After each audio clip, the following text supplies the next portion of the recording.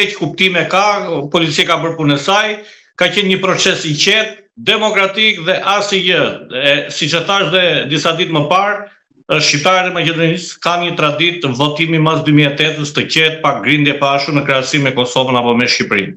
Po votimi, përqindja e votuesve, ishte ajo që pritej, rrotullohet rreth 40-s në mos gaboj, apo akoma nuk janë përdisuar zyrtarisht nga Komisioni Qendror? Pak a shumë është e njëjta përqindje, duke patur parasysh ikjet e madhe në migracion e këtej, është e njëjta përqindje me 47% në rang republikan, maksimumi mund të jetë 51%, domethënë tu rrotullohet prej 15 vitesh përqindja dalja në e votuesve, por ajo që është interesante gjithmonë që shqiptarët kanë dalje të ulur të dalin për të votuar, sidomos në zgjedhjet vendore në këtë rast. Domethënë gjithmonë dalja është më e pakët e shqiptarëve se sa ke etnitet tjera apo dhe ke maqedonas. Në Vrapqish ishte më ulta, gati 20% deri pas mesdite.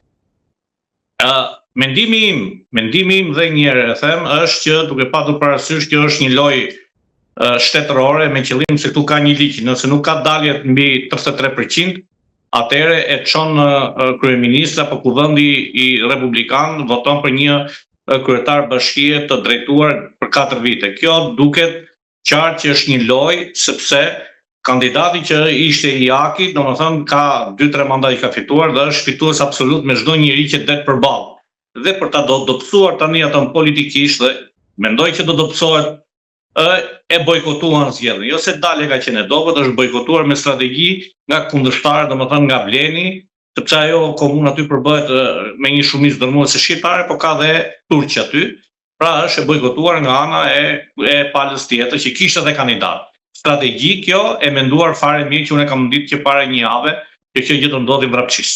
Pra si funksionon nëse është dalja e ulët, se nuk e kuptova saktësisht më lart. Nëse është poshtë 33% dalja, atëherë i jepet mundësi prapë edhe për 3 muaj zgjedhje prapë, dhe nëse nuk arrihet, kuvendi i Maqedonisë dhe kryeministri komandojnë një kryetar bashkie për rreth 4 vite. Pra emërohet.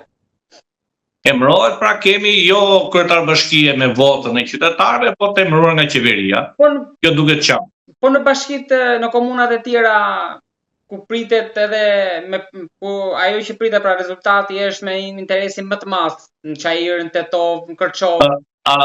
Rezultatet përfundimtare nuk kanë dalë, po ato që mundet parashikojmë, sepse edhe eksipollet këtu nuk ka asnjëherë në Maqedoni, kanë dështuar gjithmonë eksipollet, edhe këtë nuk kishte eksipollet, ka qenë një fushat interesante e çuditshme për mua, në gjithë Republikën e Maqedonisë ka qenë një nga fushatët më të çuditshme, pa panele diskutimesh me analistë apo me kryetar bashkish, domethënë gjitha këto gjëra kanë ndodhur, pa diskutime nëpër media nëpër këto, pa propagandë, çfarë mund t'i afrojmë qytetarit zhvillim me këto, por ka qenë hajde ta mundim këtë, ti ki kyt vi unë, hajde të dobësojmë këtë, se këto janë të qinë, jemi më të mirë, do bëjmë më shumë. Pra nuk ishte një përballje për zhvillimin e komunave të bashkive në këtë rast, për zhvillimin e qytetarëve, por ti kështiet vi unë.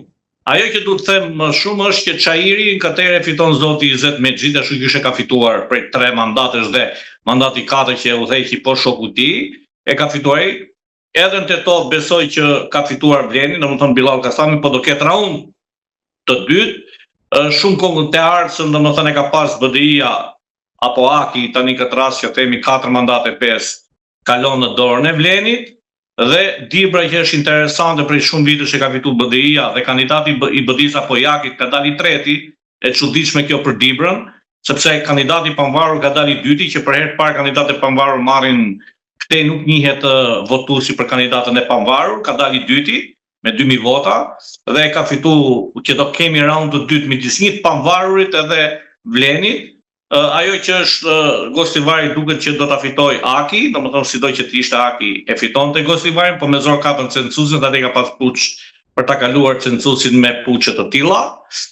Ajo që duhet të them, kemi një tkurrje të BDI-s apo të Akit drejt opozitës të përhershme apo të shpërbërjesh, nëse zoti Ali Ahmeti dhe Aki nuk ndryshojnë taktika dhe nuk bëjnë që të sjellin strateg vendës dhe jo nga Tirana apo nga Kosova, gjë që janë gabueshëm, sepse siç e kam thënë dhe në intervistat e tjera, votuesi shqiptar në Maqedoninë e Veriut është i çuditshëm, nuk është tradicional si Kosova dhe Shqipëria. dhe nuk parapëlqen që të impononi politika nga Shqipëria dhe nga Kosova, kështu që ka dështuar dhe Tirana në këtë radhë, apo që erdhën me mercenarët, joja do bëjmë propagandë strategjike dhe tregovi që ata nuk dinë se njohin votuesin e shqiptarëve të Maqedonisë Veriut.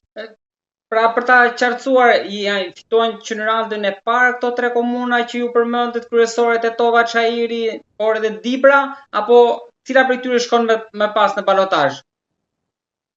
Vetëm Çairi është fituar, edhe te Arca nga Vleni, domethënë që raundin e parë, Tetova, Dibra kalojnë në raund të dytë, kurse Gostivari përsëri duhet kalojnë në raund të dytë, po mendoj që e fiton në Aki atë, sepse janë shumë fuqishëm. Edhe Aleanca për shqiptarët e zotit Taravari, po dhe BDI atje, janë shumë fuqishëm, kështu që Gostivari mbetet Aki. Por ka humbur shumë komuna të tjera me bagazh BDI-a këtë herë, apo Aki, gjë që unë nuk shoh në një zhvillim, nëse nuk ka kritika, nëse nuk ka dorëheqje, edhe pse në një analizë që e shkruajta para 1 ore, shqiptari nuk e njeh dorëheqjen kur humb, krijon mitin, krijon gënjeshtën, krijon akuzën për ndërhyrje nga jashtë, për shitblerje tjera, gjë që ne duhet mësojmë me dorëheqje morale në rast se humbim. Pra, në këtë rast Vleni është fituesi i zgjedhjeve. Akoma nuk ka votë të përgjithshme, po Vleni është fituesi i shumë komunave të mëdha, qendrore ku janë përqendruar shqiptarët.